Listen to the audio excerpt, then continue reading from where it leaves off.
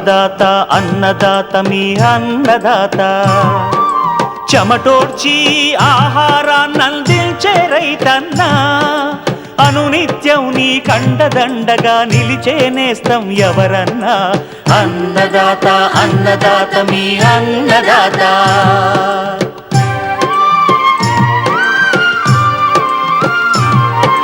నూతన రీతుల సాగుబడికి నూరింతలు పెరిగే దిగుబడికి సూచనలిచ్చే సస్య రక్షణకు పశు పోషణకి శాస్త్ర విజ్ఞానం అందించి ముందుకు నడిపే తెలుగు రైతు భారతదేశానికి మకుటం అయ్యేలా తీర్చిదిద్దే ఆశయంతో మిమ్ము మేలు కొలిపేది అన్నదాత అన్నదాత అన్నదాత మీ అన్నదాత అన్నదాత అన్నదాత మీ అన్నదాత.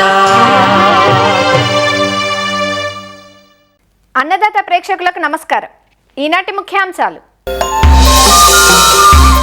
చెత్త నుంచి సంపద సృష్టిస్తున్న విజయవాడ వాసి, పశువుల్లో చూడి సమస్యలు కట్టకపోవడానికి కారణాలు, నివారణ మార్గాలు, ఇంకా జై కిసాన్ వ్యవసాయ సమాచారం.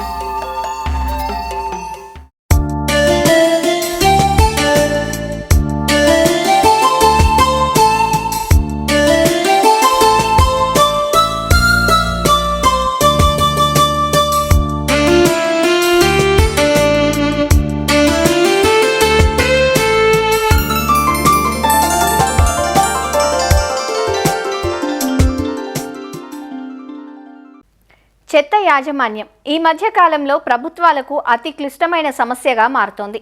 టన్నుల కొద్దీ పేరుకుపోతున్న వ్యర్థాల వల్ల పర్యావరణ సమస్యలు ఎదురవుతున్నాయి. అయితే ఇంటి నుంచి వచ్చే చెత్త నుంచి సంపద సృష్టించవచ్చని తెలిసినా అది ప్రయాసతో కూడుకున్నది కావటంతో అందరూ ఆసక్తి చూపించారు. కానీ ఇంటి నుంచి వచ్చే కూరగాయల వ్యర్థాలు, పండ్ల తొక్కలు, ఎండిన ఆకులను కలిపి కుళ్ళిపోయేలా చేయడం ద్వారా నాణ్యమైన సేంద్రియ ఎరువును తయారు చేసుకోవచ్చు. ఈ ఎరువును మిద్దె సాగుకు, మొక్కల పెంపకానికి ఉపయోగించడం లేదా విక్రయించడం ద్వారా ఆదాయం పొందవచ్చు. ఈ విధానాన్ని తాను ఆచరించటమే కాదు, తోటివారికి సైతం అవగాహన కల్పిస్తున్నారు విజయవాడకు చెందిన ఔత్సాహికుడు ఒకరు. చెత్త నుంచి సంపదను ఎలా తయారు చేస్తున్నారో తెలుసుకుందాం రండి. ప్రతిరోజు సేంద్రియ వ్యర్థాలు ప్రతి ఇంట్లో వ్యక్తులు బట్టి ఒక అర కేజీ నుంచి కేజీ వరకు వస్తూ ఉంటాయి. ఇవాళ విజయవాడలో వచ్చే వేస్ట్ దాదాపు 650 టన్నులు వస్తుంది. దాంట్లో సింహభాగం మనకి 350 టన్నులు సేంద్రియ వ్యర్థాలు వస్తాయి. సేంద్రియ వ్యర్థాల్లో ఇంటి నుంచి వచ్చే వ్యర్థాలు 150 టన్నులు ఉంటాయి.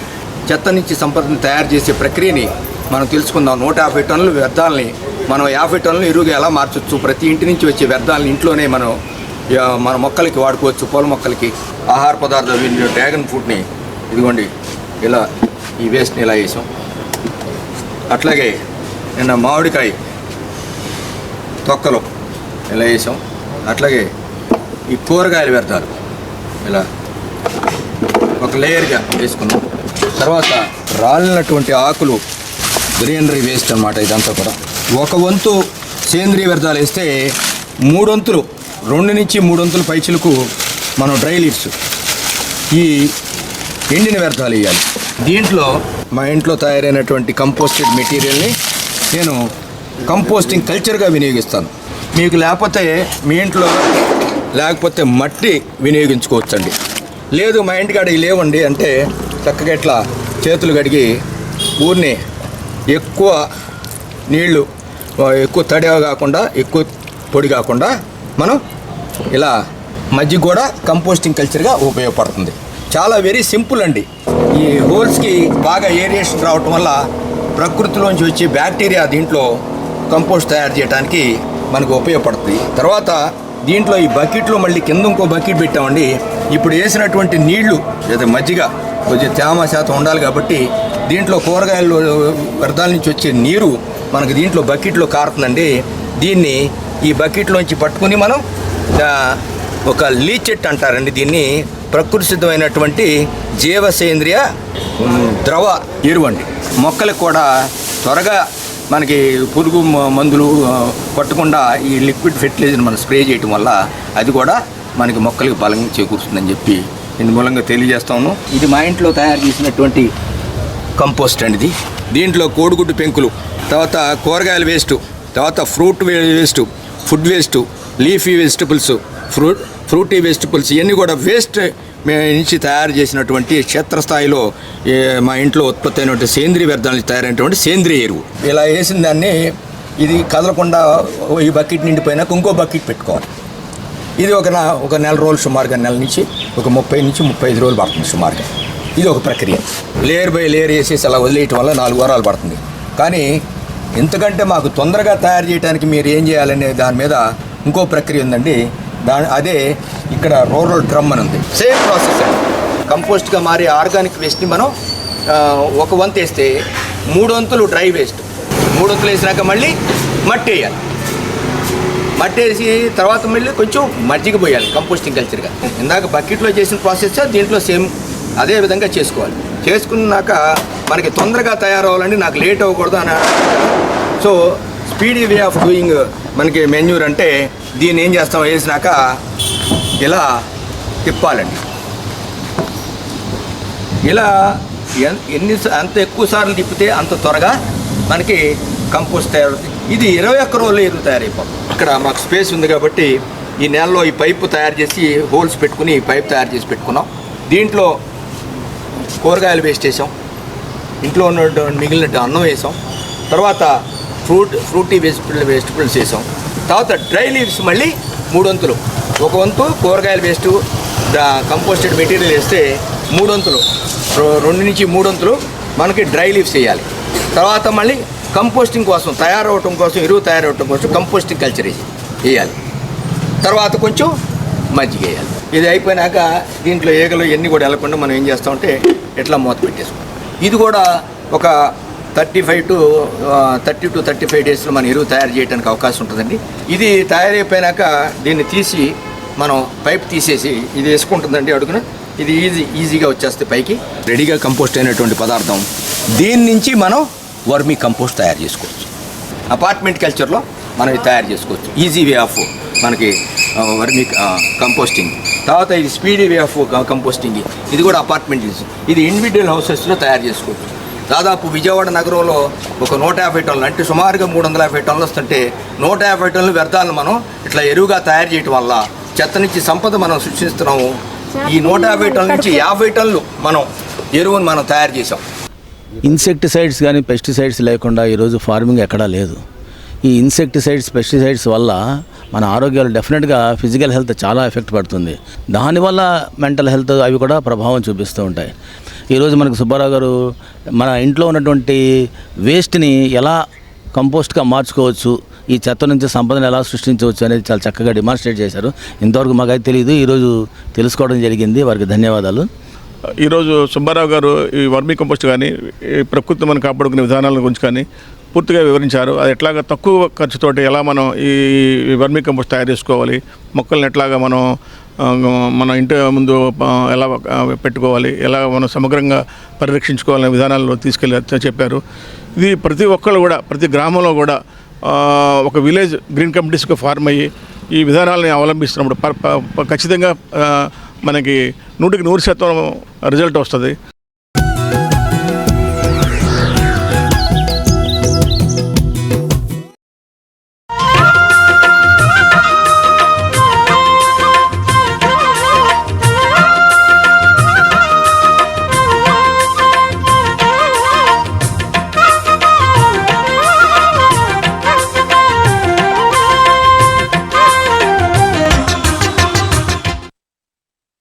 ఏడాదంతా పాలు, ఏడాదికొక దూడకు జన్మనిచ్చినప్పుడే పాడి పరిశ్రమ లాభదాయకంగా ఉంటుంది.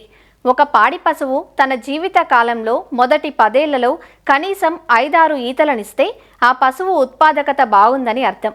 అయితే ఒక్కోసారి అనేక కారణాల వల్ల ప్రత్యుత్పత్తి సమస్యలు ఎదురవుతుంటాయి. పశువులు ఎదకు రాకపోయినా, సరిగా కట్టకపోయినా, కట్టిన చూలు నిలబడకపోయినా ఈతల మధ్య వ్యవధి పెరుగుతూ ఉంటుంది. దీనివల్ల పశుపోషకులు ఆర్థికంగా నష్టపోతారు. పశువుల్లో చూడి సమస్యలకు చాలా కారణాలున్నాయంటూ వాటి నివారణా మార్గాలు తెలియజేస్తున్నారు రంగారెడ్డి జిల్లా ఇబ్రహీంపట్నం మండలం ఎలిమినేడు పశువైద్యశాల పశువైద్యాధికారి డాక్టర్ వై ఆనందరెడ్డి. పాడి పశువులు సరైన ప్రొడక్షన్ ఇవ్వాలంటే రైతు సోదరులు సరైన టైంలో ఎదకు వచ్చేటట్లు చేయడం అనేది అతి ముఖ్యమైన ఒక ప్రక్రియ. పాడి పశువులలో ఆవు దూడలైతే సంవత్సరం నుంచి సంవత్సరంన్నరలో కట్టాలి. బర్రె దూడలైతే 24 నెలల నుంచి 36 నెలల లోపల కట్టాలి. ఈతకు మధ్య వ్యవధి కూడా 12 నుంచి 14 నెలల్లో ఉంటే పశువు కరెక్ట్ పాల దిగుబడినిస్తుంది. అయితే ఈ కట్టకపోవడము, ఇన్ఫర్టిలిటీ అనేది చాలా రకాలుగా వస్తుంది. ఈ నాన్ ఇన్ఫెక్షస్ అంటే రోగాలు కాకుండా వచ్చే ఇన్ఫర్టిలిటీ మనం చూసుకుంటే అతి ముఖ్యమైనది అనిష్టం అంటే ఎదకు రాకపోవడం. ఈ ఎదకు రాకపోవడానికి కారణము సైలెంట్ హీట్. అంటే పశువు ఎదకు వస్తుంది కానీ ఎద లక్షణాలు బహిర్గతంగా అంటే రైతుకు కనపడేటట్లు రాదన్నట్టు. దీన్ని సైలెంట్ హీటు, మూగ ఎద అని అంటారు. ఇది ఎక్కువగా బర్రెలలో ఎక్కువగా వస్తుంది, ఆవులలో తక్కువగా వస్తుంది. తర్వాత కొన్నిసార్లు ఈ ఎదకు రాకపోవడం అనేది అండాశ్రయం పైన పర్సిస్టెంట్ కార్పస్ ల్యూటియం ఉండడం వల్ల కూడా ఈ ఎదకు రాకపోవడం జరుగుతుంది. అలాగే న్యూట్రిషనల్ ఎదకు రాక అంటే పశువులలో సరియగు పోషణ లేకపోవడం వల్ల కూడా ఎదకు రాకపోవడం జరుగుతుంది. తర్వాత ఇన్ఫెక్షస్ కాజెస్ అంటే రోగాల ఉదాహరణకు కొన్ని పశువులు పొదుగువాపు, తర్వాత హెచ్ఎస్బిక్యూ, తర్వాత కొన్ని ట్రిపనోజోమియాసిస్, బెబీసియోసిస్ లాంటి రోగాలు వచ్చినప్పుడు పశువులలో రక్తహీనత రావడం జరుగుతుంది. పశువు కోలుకోలేక ఎదకు సరైన టైంలో రాకపోవడం జరుగుతుంది. అలాగే బాహ్య అంతర పరాన్న జీవుల వల్ల కూడా రక్తహీనత పశువు గురై సరిగ్గా ఈ ఎదకు రాకపోవడం, ఇన్ఫర్టిలిటీ ప్రాబ్లం ఉంటుంది. ఉదాహరణకు విపరీతంగా టిక్స్ కానీ పేర్లు కానీ పశువుకు ఉన్నప్పుడు ఇవి ఈ రక్తాన్ని పీల్చుకోవడం వల్ల పశువు న్యూట్రిషనల్ డిఫిషియన్సీ, ఖనిజ లవణాలు, మినరల్స్ లోపం జరిగి ఈ ఎదకు రాకపోవడం జరుగుతుంది. అలాగే అంతరపరాన్న జీవులు ఉదాహరణకు లివర్ ఫ్లూక్స్ కానీ, తర్వాత నట్టలు, ఏలికపాములు, తర్వాత టేప్ వామ్, బద్దె పురుగులు విపరీతంగా పశువులలో ఉన్నప్పుడు కూడా ఈ ఎదకు రాక, ఎందుకంటే ఈ పోషణ అనేది ఈ అంతరపరాన్న జీవులో తీసుకోవడం వల్ల పశువుకు న్యూట్రిషనల్ డిఫిషియన్సీ వచ్చి ఇవి ఎదకు రాకపోవడం జరుగుతుంది. అలాగే మేనేజ్మెంట్ ప్రాక్టీస్ సరిగ్గా లేకపోవడము, పశువుని ఎండకు ఎక్కువగా కట్టేయడము, ఎండ టైంలో ఎక్కువ ఉంచడం వల్ల ఈ ఎదకు రాకపోవడం జరుగుతుంటుంది. తర్వాత ఓవర్ క్రౌడింగ్, ఒకటే షెడ్లో చాలా ఎక్కువ పశువులు ఉండడం వల్ల పశువు స్ట్రెస్కి గురైనప్పుడు శరీరంలో కార్టిజాల్స్ విడుదల కావడం వల్ల కూడా ఈ ఎదకు రాకపోవడం అనే సమస్య వస్తుంది. తర్వాత ఈనేటప్పుడు సరైన యాజమాన్య పద్ధతులు తీసుకోకపోవడం వల్ల కూడా పశువు యొక్క గర్భసంచి కానీ ఇట్లాంటి ఇన్ఫెక్ట్ అయ్యి డిలేడ్ ఓవులేషన్ వల్ల వచ్చే సమస్యలు అన్నట్టు. అలాగే కొన్ని టెక్నిక్ ఫాల్ట్ వల్ల కూడా పశువు వందెత్తంలోకి వెళ్ళిపోయే అవకాశం ఉంటుంది. జనరల్గా పశువు ఒకసారి పొర్లితే 50% కట్టాలి. 50 నుంచి 60% పశువులు, 10 పశువులకు సెమనేస్తే 6 పశువులు కట్టాలి. కానీ ఇట్లా కట్టకుండా మళ్ళీ ఇంకోసారి ఎదకు రావడము, మళ్ళీ సెమనిప్పించినా మళ్ళీ రావడము, అంటే 3 సార్ల కంటే ఎక్కువ సార్లు ఎదకొచ్చిందంటే అది రిపీట్ బ్రీడర్స్ అంటారు. ఈ రిపీట్ బ్రీడర్ అనేది ఎక్కువగా పశువులు ఎండోమెట్రైటిస్ ఉండడము, లేకపోతే ఎంబ్రియో అంటే ఆ పిండము ఉత్పత్తి అయినా కానీ ఈ పిండము యుట్రస్లో ఎన్విరాన్మెంట్లో బతకపోవడం వల్ల ఈ రిపీట్ బ్రీడింగ్, ఎర్లియా ఎంబ్రియానిక్ డెత్ అనేది జరగడం వల్ల ఇది వస్తుంటుంది. అయితే రైతు సోదరులు ఈ ఇన్ఫర్టిలిటీ ప్రాబ్లమ్స్ రాకుండా ఏం చేయాలి అనేది ఒకటి మేనేజ్మెంట్ ప్రాక్టీస్. అంటే పశువు ఎదను గుర్తించడం, అంటే మూగ ఎద ఉన్నా ఎలా గుర్తించాలనేది రైతు సోదరులు గమనించాలి. మామూలుగా ఎదకొచ్చిన పశువు ఏంటంటే కోడిగుడ్డు సొన లెక్క మానం నుండి కార్చడం జరుగుతుంటుంది. తర్వాత ఎదకొచ్చిన పశువు ఇంకో పశువు దాని మీదకి ఎక్కినా నిలబడే అవకాశం ఉంటుంది. తర్వాత వెన్ను మీద మనం చేయబెడితే తోక పైకి లేపడము, చిరుమూత్రం పోయడము, ఎదకొచ్చిన రోజు పాల దిగుబడి తక్కువగా ఉండడము, తర్వాత చిరాగ్గా ఉండడం, ఇవన్నీ ఎద లక్షణాలు. ఈ ఎద లక్షణాలను గమనించి ఈ సైలెంట్ హీట్ను కూడా గమనించి ఇమ్మీడియట్గా సెమనిప్పియడం వల్ల ఈ ఇన్ఫర్టిలిటీ ప్రాబ్లం అనేది పోతుంది. తర్వాత టైమ్లీ ఇన్సెమినేషన్ అనేది ఏఐ టెక్నీషియన్ వచ్చేలా చూసుకోవడం. అంటే మార్నింగ్ ఎదకొస్తే ఈవినింగ్ ఎదకొస్తే మళ్ళీ మార్నింగ్ ఇన్సెమినేషన్ చేయడం వల్ల కట్టు నిలబడేలాగా చేసుకోవచ్చు. తర్వాత ఈ న్యూట్రిషనల్ అంటే మన ఇండియాలో న్యూట్రిషన్ లోపం వల్ల ఎదకు రాకపోవడం అనేది, తర్వాత ఇన్ఫర్టిలిటీ ప్రాబ్లమ్స్ రావడం అనేది ఎక్కువగా చూస్తాము. కాబట్టి రైతు సోదరులు ప్రతి ఈ పాలిచ్చే పశువుకు కానీ, ఎండిపోయిన పశువుకు కానీ, సుడి పశువుకు కానీ ఈ న్యూట్రిషన్ అనేది, మినరల్ మిక్చర్ అనేది రెగ్యులర్ ఇవ్వడం ద్వారా పశువులలో ఖనిజ లవణాల లోపాలు, విటమిన్ లోపాలు లేకుండా చూసుకోవడం వల్ల సరైన టైంలో ఎదకు రావడమే కాకుండా కట్టు నిలవడం కూడా ఎక్కువ జరుగుతుంది. తర్వాత పాల దిగుబడి కూడా ఎక్కువ వచ్చే అవకాశం ఉంటుంది. తర్వాత బ్యాలెన్స్డ్ రేషన్ అంటే పశువుకు సరైన మోతాదులో పచ్చిగడ్డి, దాన, తర్వాత ఖనిజ మిశ్రమాలు, తర్వాత ఎండుగడ్డి, తర్వాత ఉప్పు ఇవ్వడం ద్వారా దానికి ఎంతైతే పోషణ అవసరమో అంత బ్యాలెన్స్డ్ డైట్ ఇవ్వడం ద్వారా ఈ ఎద సమస్యలను, ఇన్ఫర్టిలిటీ సమస్యలను మనం నివారించుకోవచ్చు. తర్వాత ఎండాకాలంలో హీట్ స్ట్రెస్ రాకుండా 2-3 సార్లు కడగడం వల్ల కూడా ఈ ఎండాకాలంలో ఎదకు రాకపోవడం, ఇన్ఫర్టిలిటీ సమస్యలను నివారించుకోవచ్చు. తర్వాత పాకని పరిశుభ్రంగా ఉంచడం వల్ల, తర్వాత ఈనే టైంలో పరిశుభ్ర వాతావరణంలో డెలివరీ సౌకర్యాన్ని కలిగించడం వల్ల పశువులకు రోగాలు రాకుండా చూసుకోవడం జరుగుతుంటుంది. అలాగే ఇన్ఫెక్షస్ రోగాలైన బ్రూసెల్లా, లెప్టోస్పైరా ఇలాంటివి రాకుండా చూసుకోవడం ఏంటంటే పశువులను బుల్ క్రాసింగ్, దున్నతోని క్రాసింగ్ అనేది రైతు సోదరులు మానుకొని ఏఐతోని కృత్రిమ గర్భధారణ వాళ్ళనే చేయడం వల్ల ఈ బ్రూసెల్లా సమస్యను అనేది నివారించుకోవచ్చు. తర్వాత కొన్నిసార్లు హార్మోనల్ లోపంతో ఈ కట్టకపోవడం జరుగుతుంటుంది.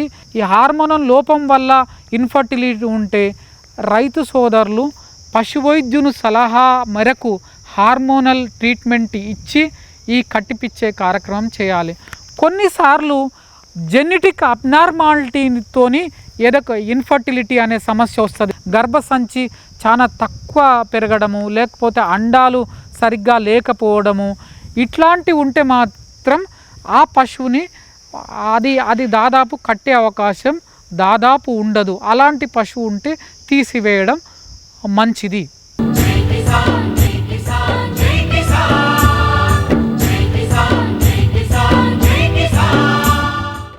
వ్యవసాయ సమాచారం ఇప్పుడు జై కిసాన్లో చూద్దాం. కొబ్బరి సాగులో సరైన తోడ్పాటు లేక భద్రాద్రి కొత్తగూడెం జిల్లా కొబ్బరి రైతులు ఆందోళన చెందుతున్నారు. తెలుగు రాష్ట్రాల విభజన అనంతరం కొబ్బరి అభివృద్ధి బోర్డు విజయవాడలో ఏర్పాటై తెలంగాణలో కనీసం ప్రాంతీయ కార్యాలయం కూడా లేకపోవడంతో రైతులు ఇబ్బంది పడుతున్నారు. గత 4 ఏళ్లుగా ఖమ్మం జిల్లా రైతులకు ఎలాంటి రాయితీలు, సూచనలు అందడం లేదు. జిల్లాలోని రైతుల పోరాటం అనంతరం కొత్తగా కొబ్బరి తోటలు వేసుకునే రైతులకు విజయవాడలోని కొబ్బరి బోర్డు ద్వారా ఎరువులు, బిందు సేద్యం ఏర్పాటుకు రాయితీలు దక్కాయి. బోర్డు తరపు నుంచి సబ్సిడీ కింద హెక్టారుకు 42,000 రూపాయలు ఎరువుల కింద మంజూరు కాగా మొదటి విడతలో 21,000 రూపాయల విలువైన ఎరువులను అందించినట్లు వివరించారు. అయితే కనీసం జిల్లాలో బోర్డుకు సంబంధించిన కార్యాలయం ఏర్పాటు చేస్తే రాయితీల గురించిన సమాచారం తమకు చేరువవుతుందని వీరంతా కోరుకుంటున్నారు. మాకు కొబ్బరి బోర్డు నుంచి సబ్సిడీలు ఇచ్చారు.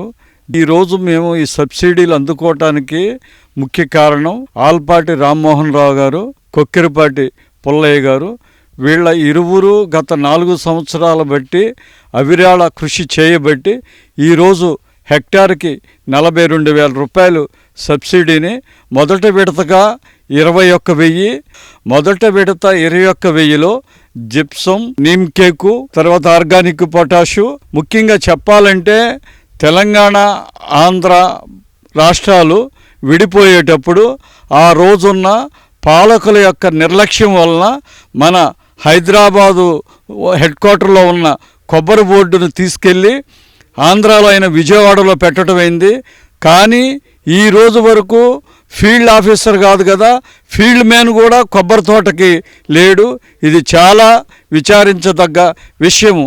కొబ్బరిలో రకరకాల సమస్యలు ఎదుర్కొంటే దీనికి చెప్పే నాదుడు లేడు.